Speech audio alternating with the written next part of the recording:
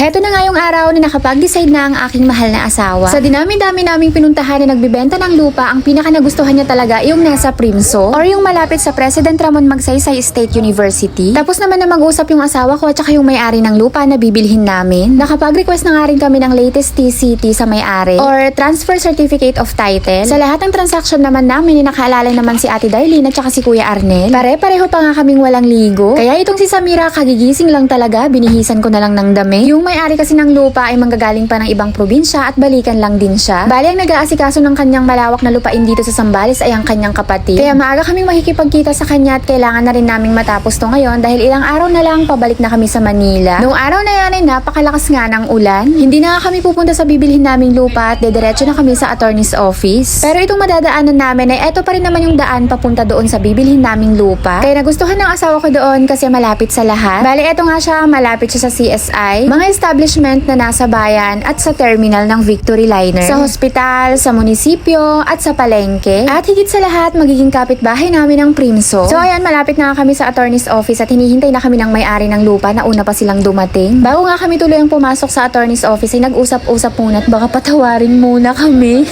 Nakikiusap na baka bawasan pa ni Sir at baka hindi na kami makabalik ng Manila. Heto nga ang asawa ko at parang hindi bibili ng lupa, nakapambahay lang tapos nakashort lang at tsinelas. Pero kahit mag-brief ata siya, fix na daw talaga yon, sabi ni Sir.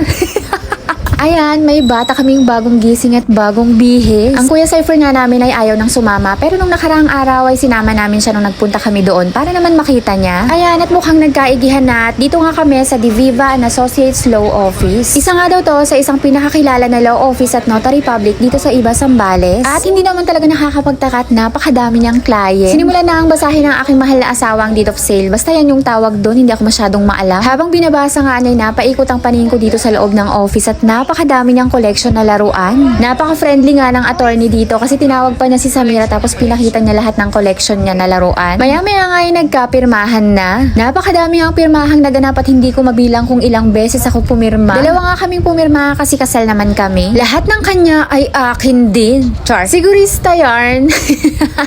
Gamit na gamit yung napakaganda kong pirma. Diyos mio, Marimar. Habang nagpipirmahan nga ay may batang nananahimik at nakikisama naman. Matyaga nga siyang naghintay at nagtatablet lang siya. At ang aming witness na si Ate Darlene na hindi kami iniwan hanggang sa huling transaction namin. Hanggang sa pag-aasikaso ng pag-survey hindi niya kami iniwan. Baka po may mga followers akong gustong bumili ng lupa sa Zambales. Isa po siya sa legit na agent at marami po siyang alam na binibentang magandang location sa Zambales. Ilalagay ko na lang po yung Facebook account niya sa comment section at pwede niyo po siyang i-message. At ang tapos din ng lahat at sobrang maulan pa din. Bale, eto pala yung pinaka first big investment ng aking mahal na asawa na isang OFW. May kubo at kapiraso naman kaming lupa sa Manila pero maliit lang po yun. Gagawin na lang namin na paupahan pag dito na kami sa Zambales nag-for-good. So hayan, dito nga muna kami dumiretso sa bangko para withdrawin yung pera na ipangbabayad namin. So hayan guys, hanggang dito na lang at hindi na ako masyadong nakapag-video at medyo personal na at may involved ng pera. Hindi din kasi ako nakahingi ng permiso kay Sir kung pwede ko bang i-vlog yung transaction namin. Kaya tinakpan ko na lang ng sticker yung mukha ni Sir.